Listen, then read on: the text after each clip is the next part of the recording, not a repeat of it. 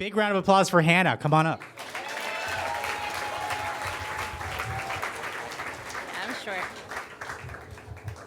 I think that's good. Wait, can you go a little higher? Okay.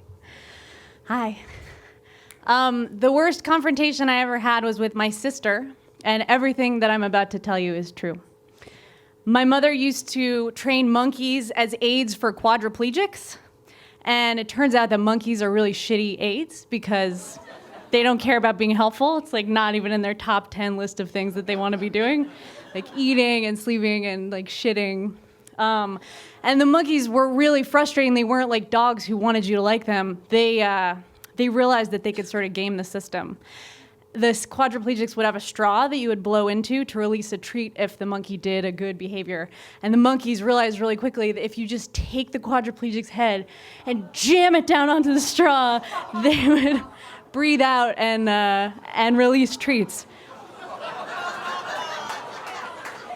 They also would drive the quadriplegics into the wall and just laugh, their monkey laugh, which looks like this. My mother realized this program was not such a good idea at sort of the same time that her favorite monkey, Amelia, fell very ill and she was about to die. And my mother called my father and she said, "Dean, I'm gonna sign this monkey out as dead and take her home to give her a dignified place to die. I don't want her to die in Albert Einstein laboratory in a cage. It's just, we have a strong connection." And my dad said, "That's fine. Take her home for the weekend, give her a dignified death." And my mother took her home to her small studio Upper West Side apartment and fed her bagels and lox. And she lived through the weekend.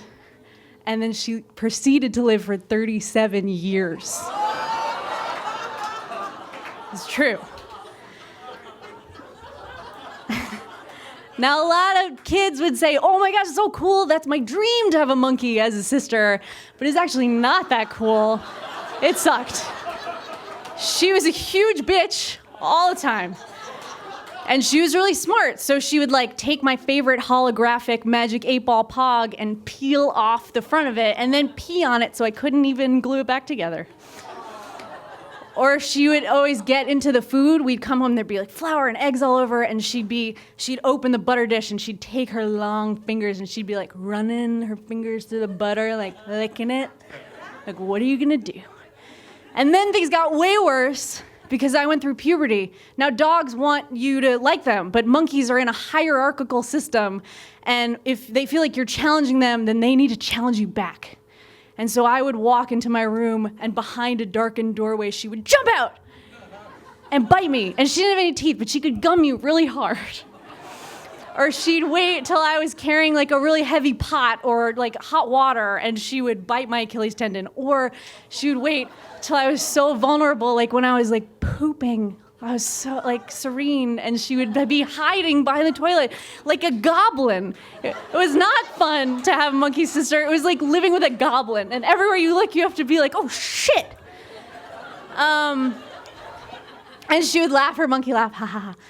And she hated particularly my laugh because for monkeys, if you bare your teeth, it's being very aggressive. And I had a high-pitched laugh, and she really hated it. So this came to a head at the worst confrontation of my life. I was very much in love with my high school boyfriend, and we decided that we were ready to do it. And I decorated my bedroom. I got princess mosquito netting, because it's very important to have the right ambiance when you have sex. And I had little tea candles all around that I lit, and it was perfect. And my parents were away. They were like at the neighbors across the street, and we were fooling around, and we were so ready and in love. And I was laughing, giggling, and like we were taking off our clothes. And I was laughing because I was, uncomfortable a little bit, but like excited. And then suddenly we hear, bam! And the door bursts open, like the Gestapo has kicked down the door. And we look, and there's nobody in the doorway, and then we scram down, and it's Amelia, and she's like, she's so ready, because I'm laughing, and she feels like I've been taunting her, just like, "Fuck you, I'm in here waiting for you, fuck you." She's really mad. And so my boyfriend takes the sheet, and he covers his area, and I try to shoo her out of the room, but she's so fast. And so she like gets into the bed, and I try to push her away, and she starts getting entangled in the mesh mosquito netting, so much so that it falls down, and she's all mad. She's this big ball of anger, and she's like, "Ha ha ha ha ha." And I think, okay, now she's in the net. I can just like sort of get her out the door. But that was not the case because she was too fast. She ran with the net, and it was like a comet trailing behind her. And if you're ever considering mosquito netting as part of your like sexual decor, you should know what I now, which is that mosquito netting is extremely flammable. So she drags it over one of the votive candles that I've laid out, and it bursts into flames. And now we have to, me and my boyfriend have pillows, and we're screaming, and there's smoke, and she's screaming, and she's like biting still, and we get her out of the mosquito netting, and she's running around. And my parents hear the commotion and see smoke, and they come home, and we sort of cover up. They burst in, and we're like, oh no, we're caught. And Amelia, causing all this chaos, she's so delighted. She sort of looks at me and looks around, and she saunters onto the bed, and she takes a shit. Like she's dropping the mic, and she strolls away.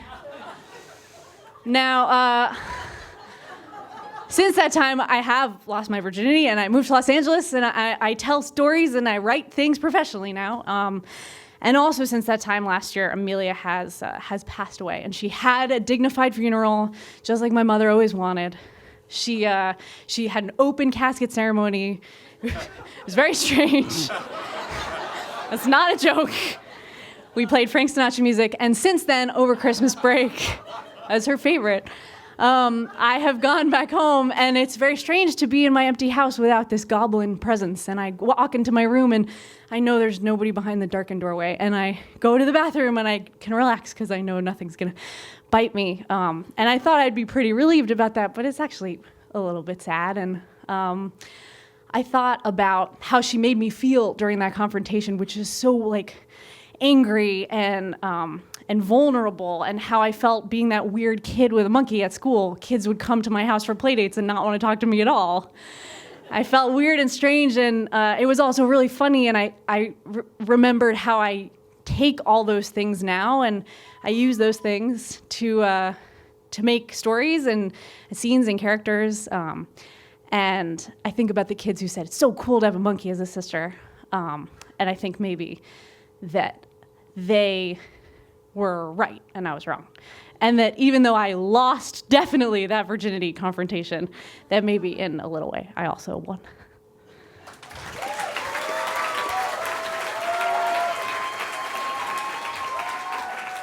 Hannah.